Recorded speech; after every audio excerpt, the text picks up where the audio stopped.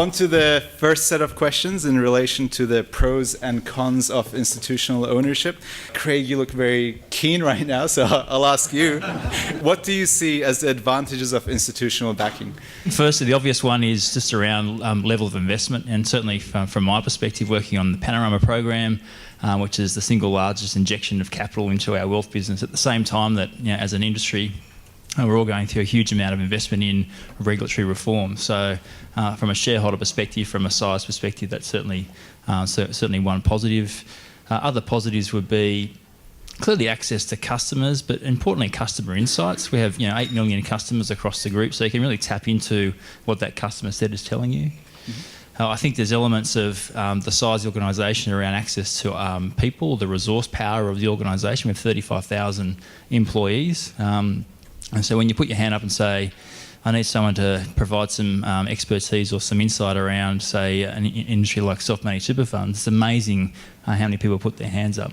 And I guess the last one, in my eyes, is probably just the sort of confidence. And from a market perspective, market participants look at our organisations, have confidence that we're going to be around for the long term. And I guess that really sort of supports why people invest in the long term, a la Panorama. But certainly supports why people want to interact with our products and services. If we think about what we've gone through the last couple of years, certainly in our organisation, we have a dedicated team focusing on all the advocacy and regulatory change, and it really helps to be in control and to be able to influence and drive the agenda, as opposed to if you're in a smaller organisation, you may not have that sort of resources available. I think one other advantage is definitely the balance sheet. So effectively the ability from the large institution to be able to back more retirement products, longevity, risk-based products. So you've got that access to a much higher balance sheet to be able to provide those products in the future. I mean, I suppose from my perspective, I also worked at a non-financial institution as well, albeit for a very short time. And the reason was that, they didn't have a lot of processes, governance wasn't great, capability of individuals and so forth, and it made it a very tough environment to work in without all that support that you would otherwise get in a big bank. And the other thing, the benefits of working in a big financial institution as well is that if you're accessing customers within that institution, they already tend to be engaged and connected, and they're also digitally connected. So when you're trying to have a conversation and convert them from, from a financial conversation to a device and then onto advice, it makes it much, much easier. When I first started doing the platform research, one thing someone told me was, whatever the banks build, it takes about 3 years for it to come through to a platform. So what are your experiences? To what extent is there a flow-on effect of the new enhancements? I'll start with data security, because I think our industry and with what we're all about is trust, and customers and our advisors have to have assurance that they trust the data is safe and secure. And with the advances in technology and with all the hacking, the cyber security, I do think it's an important issue, and that's one area that certainly when you're part of a big banking organisation, Commonwealth Bank's NetBank, the online banking platform, 5 million users per month. You can imagine the seriousness that goes into data security. That would be one thing. The other thing I do think, which again was discussed this morning, was the importance of analytics and technology and analytics. Again, from our perspective, we have a team within the bank called Decision Science. So there's a team of 130 data scientists that spend their life analysing a lot of the data that we get. And now in Colonial First State, we have a team of 10, and we're really leveraging that. And I do think that one of the real advances or the next evolution of platforms is how do we build on engagement. You talked about engagement this morning. I think we all have a role to play, and the use of data to build engagement, help advisors build engagement. That's one theme that we're working with the bank on. I think that used to be the case. I think in many respects when the banks did acquire wealth businesses, those businesses were held up in a pedestal or in different buildings, and we can't talk to those guys because they're special. They're wealth guys, and as such, We developed our own systems, our own processes, our own way of doing things. But more and more, wealth business and bank business have really embraced each other. We know that it actually is a huge advantage to be able to access the banking customers. It's a huge advantage to be able to access the resources of the bank in terms of particularly around data and big data, and more the integration is becoming into the wealth businesses. So particularly in the digital space and particularly with the data, but we'll see it more and more. And I know Panorama is really working hard to actually integrate within that banking network. And there's lots of infrastructural support that you get in terms of customer mastery and all the rest of it. But in terms of a lot of the investments around the engagement, it's around the digital tools to interact with balances and to interact with portfolios. And so part of the ambition we have is for clients that are Westpac customers, Westpac Group customers, as well as sort of customers of BT, that to the extent they want, they can get that integrated experience, that integrated full portfolio experience coming through to us directly or coming via their banking arrangement. So that's one of the true powers of the investment that everyone's making in terms of that digital front door for customers. For ANZ Wealth, we're actually at an inflection point within our business. I mean, we're incredibly lucky. Our CEO is also the head of innovation for the bank as well. And you'll see that recently it's manifested in the launch of Grow, which is an app that connects wealth and banking in one application platform on an iPad. But the thing is, she's absolutely and resolutely dedicated to the digital agenda for ANZ. And how that's played out to date is predominantly in the direct space for us, absolutely acknowledge that. But what it's done, it's laid a footprint and for us in terms of what a digital standard for ANZ and ANZ Wealth needs to be. So the next step for us is then, well, how does that translate then for our intermediated platforms? And so we'll leverage off that platform that's been built for the direct space and then build it for our advised customers as well. How we'll do that, I can't talk about that, but essentially we've got a standard now from which we can work on, and it's absolutely funded by the bank. What are the biggest challenges from having the big bank backing or big wealth businesses tied to the platform? I would say is legacy and history. So for ANZ Wealth, we've had a fragmented strategy to date, and I'll just be really honest with that. And that strategy has been around manufacture, it's been about acquisition, it's been around outsourcing, smart sourcing. We have 5 front ends. We have multiple platforms. So the challenge for us is, how do we deal with that history and simplify our business into the future? And so that's probably the challenge of having a big institution owning us at this stage, is we need to solve for that. But acknowledge and respect all the customers we've brought in through that history as well. In terms of one of the key advantages was access to capital and investment spend, but equally that's a challenge because often you have to fight for investment spend, and certainly 5 or 6 years ago in our organisation, the Commonwealth Bank was embarking on a big core system replacement costing billions of dollars, and it was incredibly hard to actually get access to investment spend. So it can be challenging at times to fight for investment spend. You have to remember, in a large institution, it's a portfolio of assets. So you're one of those portfolio of assets. But in saying that, although it's a challenge, I think it's actually a strength as well, in the sense that it makes you really test your hypothesis, really be confident in what you actually can deliver in relation to it. So from my perspective, while you need to fight for the dollars or prove that you actually need that investment, it does require you to really have some deep insights to, is this the best development for our dollar, or is there another way that we can do this that actually will get a better outcome for a better return on equity? So I think in that sense, although it's a disadvantage, I think it is actually an advantage, because I think we have all been very, very focused on the things that we've been delivering. But what about these like newer entrants or the independent platforms like, I don't know, Net Wealth, Hub24, Linear, and the like? How are these guys succeeding so much while you have such huge, I guess, capital backing? What's driving their success against you? Does this mean that, having this big responsibility is slowing innovation down? And clearly, smaller shops are sort of more nimble. I think that's a reality.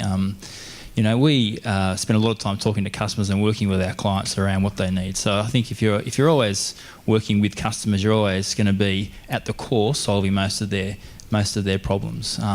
We're the sort of the smaller players that play to the niches of the managed accounts sort of play in the example of Hub24, and that's obviously been an attractive proposition. So it's not that we're ignoring them. There's probably other things that we're doing, and from our organisation's perspective, we're looking at a lot of what the smaller, nimble players are doing, and that's for us core capability as we sort of view to the future of where the Panorama or the Panorama operating system will take us. So it's nice to actually sit back and reflect and learn from some of these players, and they do an awesome job, and I sort of thank them for their innovative insights and reward them for that as well.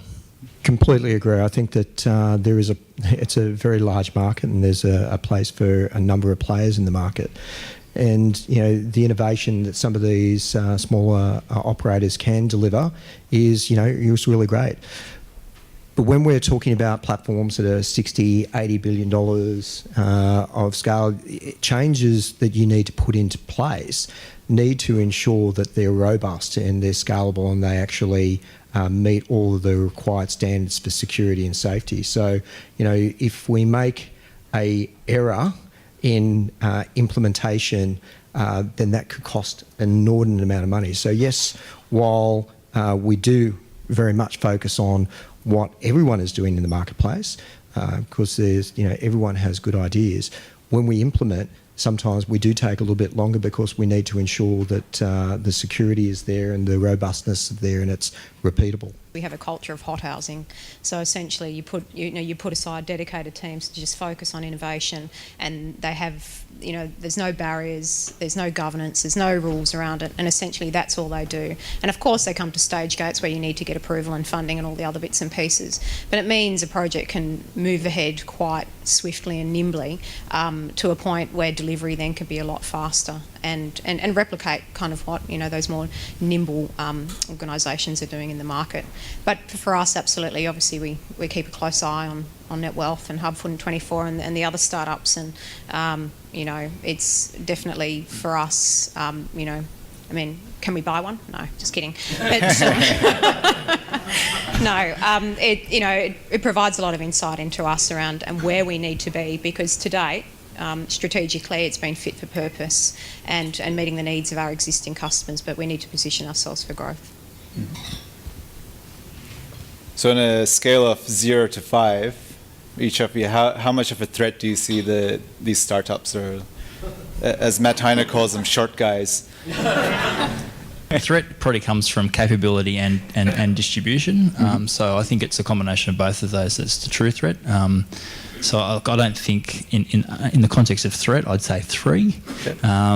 In the context of good quality businesses playing to a niche that we can learn from, I'd say thank you, and it's a 5. I don't think you can ever discount anyone in the marketplace, because we've seen the market change rapidly, and look at BT Wrap. When BT Wrap was developed, that really changed the landscape, and you can see innovation occur across the board. And even back in the Asgard days, when Asgard first launched, that really was a small player from Perth that really took a lot of flows from the market. So yes, you need to always be aware of it. So I always consider someone a threat. So I definitely be a 3. I'm considering the Panthers this weekend a bit of a threat to my Roosters team, but so you always have to think of the threat. But look, I agree. I think that there's some great ideas coming from them. So I agree with Craig as well. It's probably I take a very close eye on what those guys are doing. We're about providing solutions for advisors and advised customers, and so that sort of straddles all sort of segmentations or views on how you sort of slice the market up. So it's sort of the nature of our business. BT Wrap, came from BT Financial Group, BT Funds Management, which was all about supporting the independent market, the financial advice market. So it's critical to our business today, and it'll be critical to the success of our business in the future.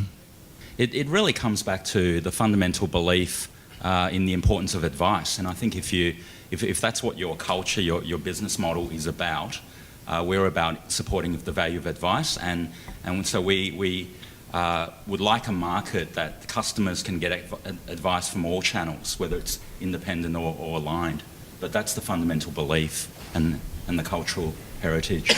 We've got some wonderful, deep, connected, loyal relationships with IFAs, and in fact, our Oasis wrap business, which was bought many years ago, was founded and built by IFAs, and so those relationships are incredibly important to us, and we look to retain them and look after them. There is significant growth though within our aligned and our bank channels, and in terms of how our product development in the aligned in the intermediated platform space has been for the last few years, it really has been fit for purpose and predominantly around the aligned and the bank channels as well. And that has been a significant focus for us in the last 3 years. But having said that, we love philosophically to be able to support all types of advisor networks. We have come from a life insurance background where we had a lot of tied agency arrangements from our heritage. So a lot of our business has traditionally come from owned and aligned network. However, we've also had a very large footprint into the IFA network, particularly MasterKey in particular, has always had a very strong network of IFA support, and Navigator. And one of the reasons MLC acquired Navigator was the strong IFA support that Navigator brought to MLC. I think for us, are they important? Absolutely. It is critical to have relationships with the marketplace and to provide quality platforms and quality services that actually help advice. And that basically means the entire market, not just aligned or owned, but absolutely the IFA market. What are your, current challenges when it comes to tapping into the IFA market? Well, I think we all know with FOFA and MLC's stance from many years ago around commissions, we were one of the first in the marketplace to remove commission from our products and as well as not pay volume overrides. So, I think that from that point there has been a little bit of a challenge for a certain segment of the market.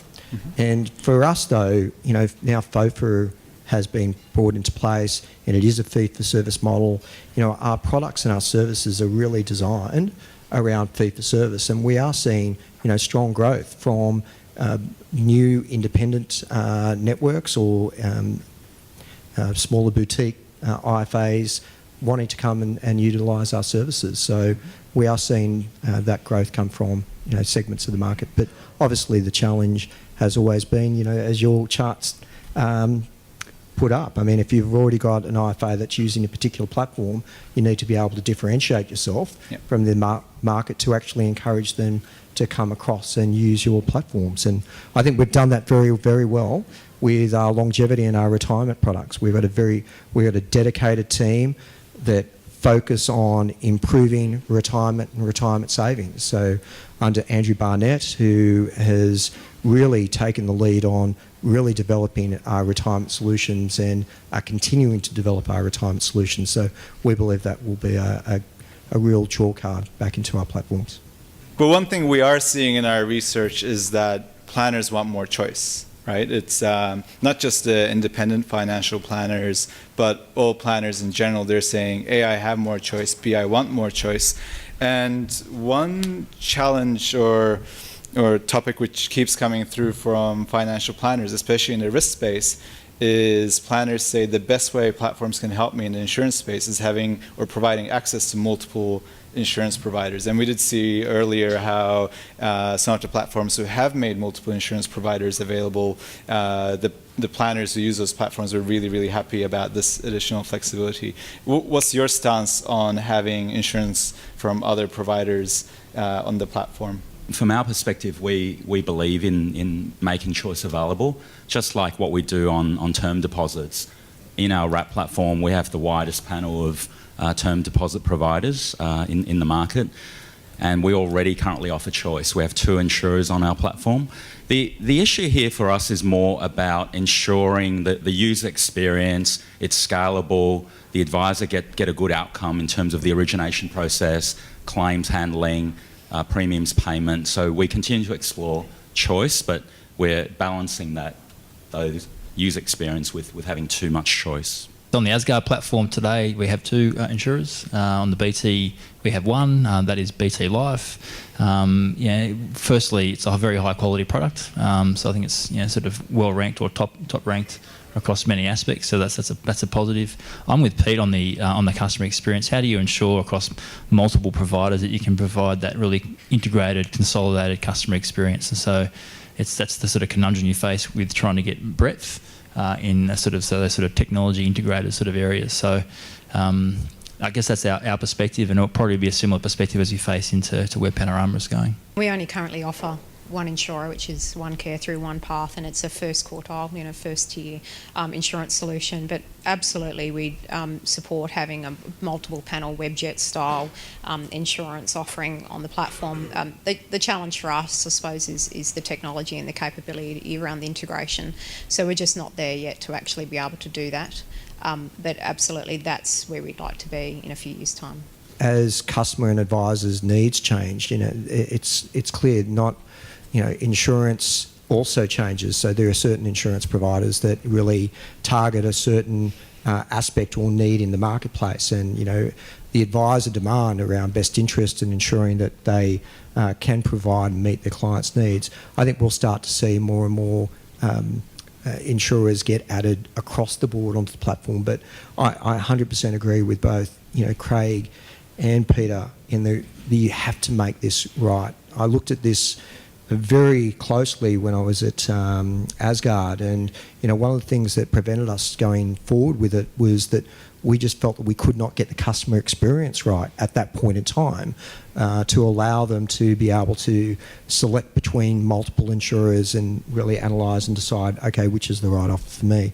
So I think as we further enhance the ability around underwriting, automatic underwriting and self-assessments, then obviously I think that there's the opportunity to start to look at, okay, how broad do you want to make that panel?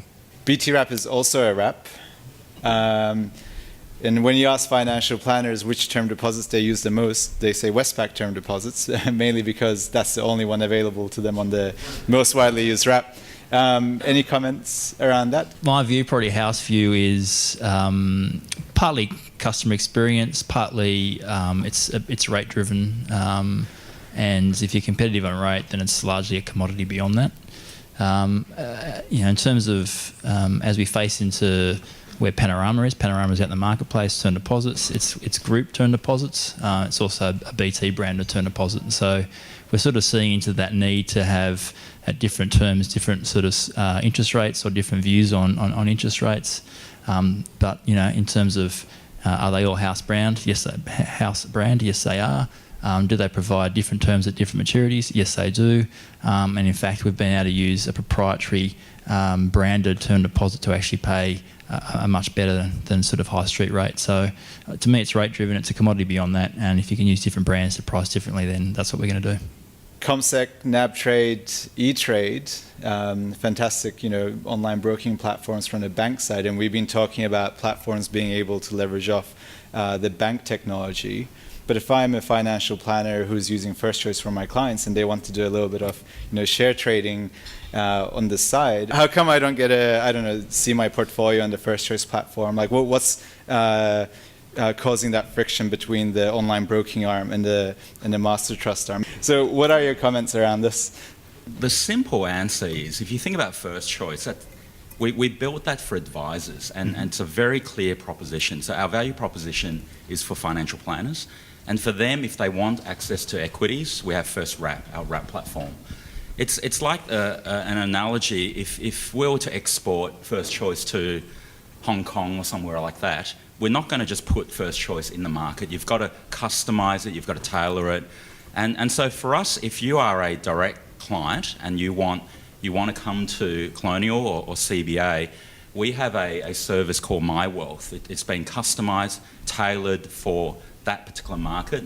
So we're very clear on the value proposition. What you do, it's got to be fit for purpose. You can't just be tempted to add stuff on and not be deliberate about your strategy. So that's the way we approach it. For clients that don't have a financial planner, they can come through My Wealth. from my perspective, it's a point in time. So, if you look at where NAB Trade's been out in the market now for about 18 months, and it's an exceptional broking platform. It has massive bells and whistles, and it's been really, as Pete alluded to with ComSec, has been very much tailored for the direct customer. However, we work very, very closely with NAB Trade guys. They're actually on the same floor as me. And, we are looking at how we can actually get the greatest amount of synergy now between NAB Trade and our platform business. So, as I said, I think it's a point in time. Trade is built not for advisors. It was built direct into the market. And in our wrap platform, and similar to what Peter was saying, if advisors want to offer equities to their clients, they can use our wrap platform. But interestingly, we actually use AussieX for our trading capability in our wrap platform because, that is advice specialists. So we are looking to build out that capability, though, in our e-trade platform. So yeah, at this stage, though, one answer is managed funds only. What are your thoughts on managed accounts? Like we're seeing in our research that interest is the highest it's been since 2011. A lot of planners have been saying for many years now that they want to use managed accounts more, but this just hasn't come through yet. So how do you guys view? We have an extensive range of SMAs on the platform, offered by a range of different providers, and we've started to see significant growth in SMA usage from our planners, moving away from direct equity holdings into the SMA portfolios. And, as the SMAs develop and mature, we're seeing more and more advisor demand coming for different types of SMAs, as well as, how can we help them or assist them in transitioning their direct equity portfolios across to SMAs. So we do see that as a significant growth area in the marketplace. It gives the advisor the ability to manage a whole range of clients and their direct equity exposure in a controlled framework to minimise risk and also maximise the client's returns, particularly under their advice model. And we're very excited about continued growth in SMAs. The quality of the technology supporting managed accounts now means they're a product structure you can't ignore. Their challenges in the past where they were sort of viewed as a sort of a construct on a separate platform or as opposed to part of an overall portfolio where all the platforms playing managed accounts today, what are they doing? They're doing well, which is they're combining direct equities with managed funds with managed accounts. They get all the portfolio solution. So they're a high quality product construct with good transparency and portability for customers, so it ticks all the boxes that you need from a customer side. From my perspective, I agree, managed accounts are growing, but I'm sure most of you who've went to those managed account conferences 10 plus years ago, when it was said that it would be the demise of the managed funds, this is the next new killer product. I mean, I don't think managed accounts are going to replace managed funds. What, in our experience, and we have close to $4 billion now on our platforms in a managed account structure, leveraging our technology and SMA capability.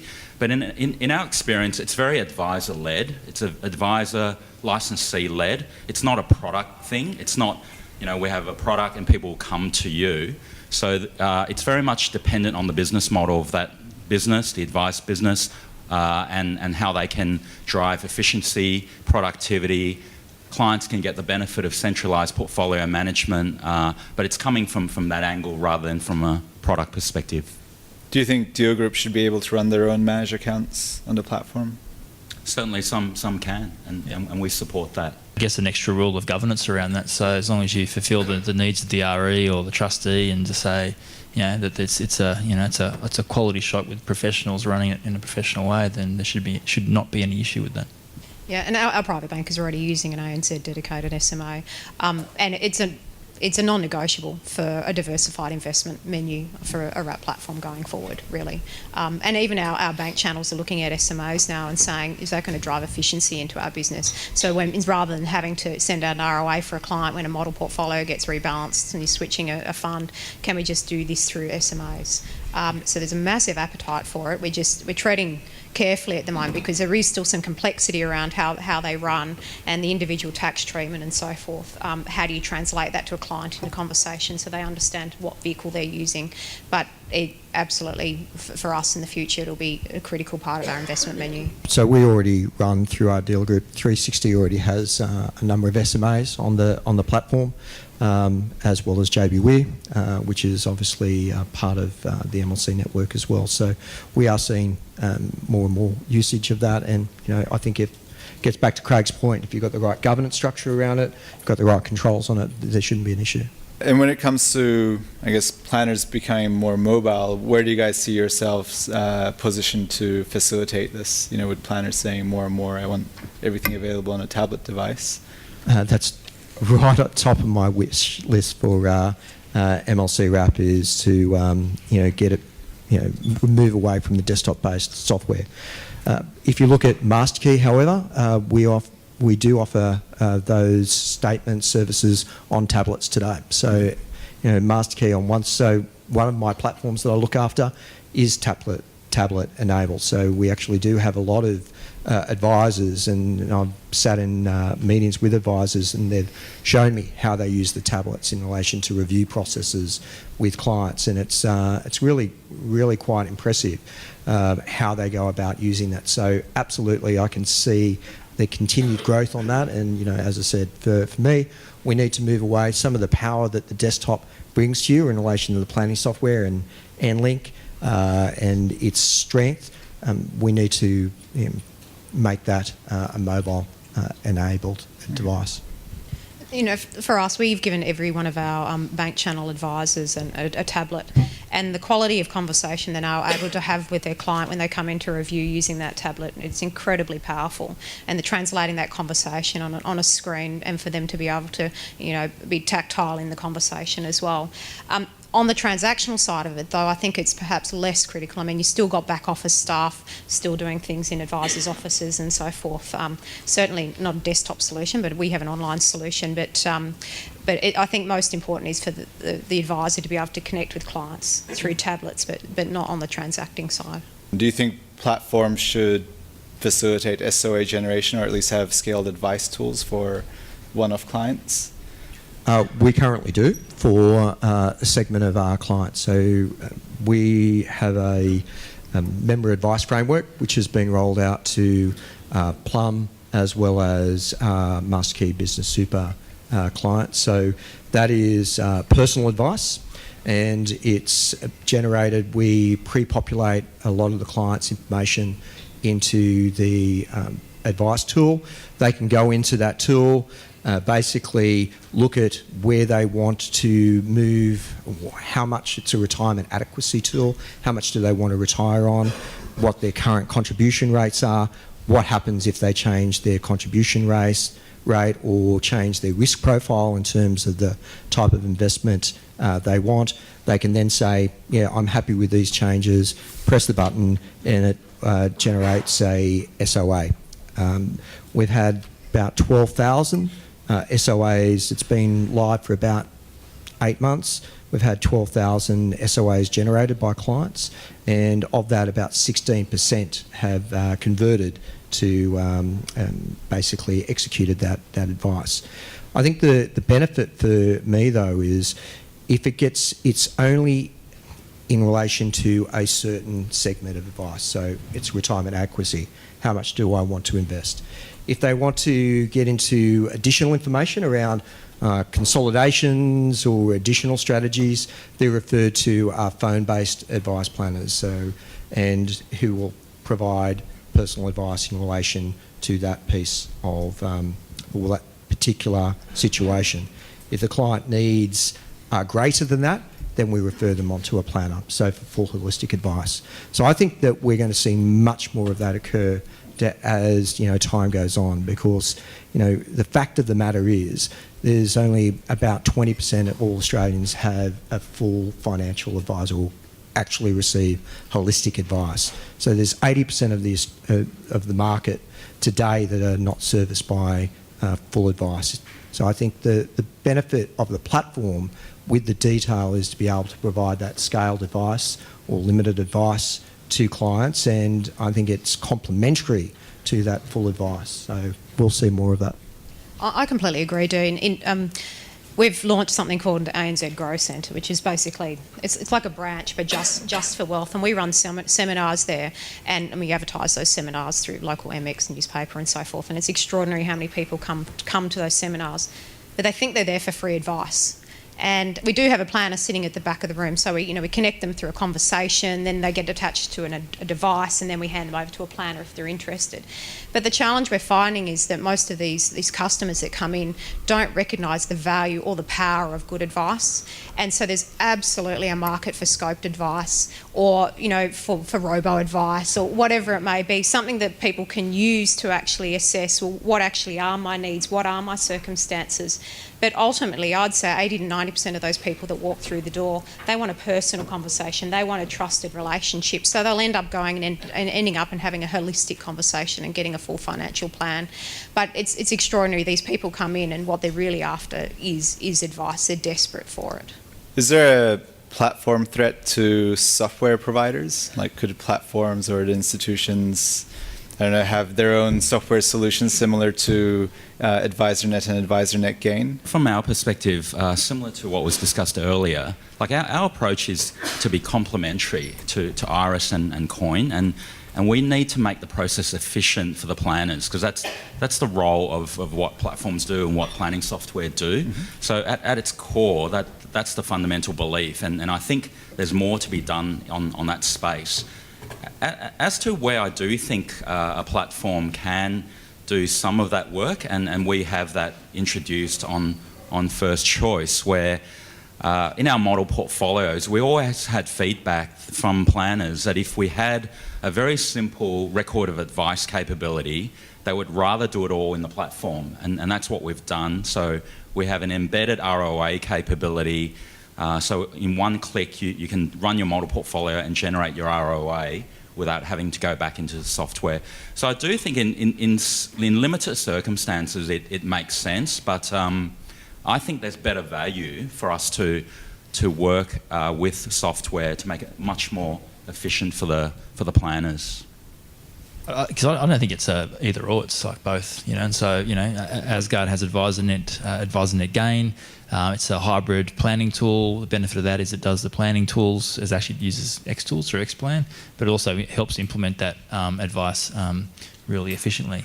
At the same time, both across Asgard and the BT platforms, we talk to and we work with and we complement the Xplans and the Coins and the various other sort of software providers. So I don't think it's like you have one way of doing things. It's a one-way street. I think you just have options and provide options to the market, and some may see the advantages of that more hybrid integration, some may not, and so you say, well, happy for you to for both of you to play.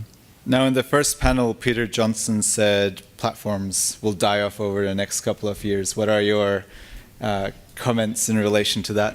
I hope not. We've got to look at the history here. So it's a matter of evolution, not revolution. So if you go back, 30, 40 years, and the only way that people could access investments was through life companies, through insurance bond, and then came managed funds, and then came master trusts, and then came wrap platforms, and now we've got SMAs. It's an evolution. So what we call a platform or an investment or administration vehicle today, I think there is always going to be a need to have an administration vehicle that allows you to amalgamate all your clients' records, your investments, to assist you in providing your tax information, to really help you, enable you to, grow your wealth. So, whether we call that a platform or whether we call that a virtual wrap, or, I don't see platforms going away, because I don't see the need for the ability to amalgamate or aggregate a whole range of investments and report them accurately and efficiently is ever going to go away.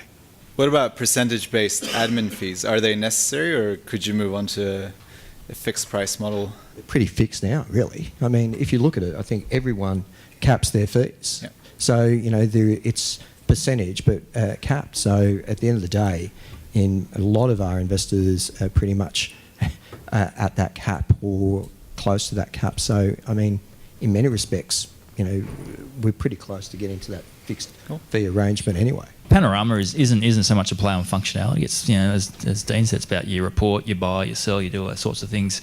The key insight, the key play there is around the customer experience. It's the convenience factor, and when you look at everyone's interactions today with mobile and digital technology and the convenience aspects of those, people just go, wow, it's just so much easier. That's the insight we're trying to draw through what Panorama's trying to achieve. It's taking the capability that we all have that, but it's about sort of inflecting that and saying, how do I drive a much more convenient outcome, much more responsive, much more intuitive, much more transparent outcome for customers? Yes, platforms need to efficiently enable advice and also do that and do that profitably make sure the advisor can, at the end of the day, advisors are trying to run a business as well. But I think we also need to evolve and also be emerging in the direct segment as well. So for wrap platforms of the future, either through a delegation model from an advisor being able to delegate a client to transact on their own, or alternatively have wrap platforms that can be accessed via direct customers. I truly believe that will be the future.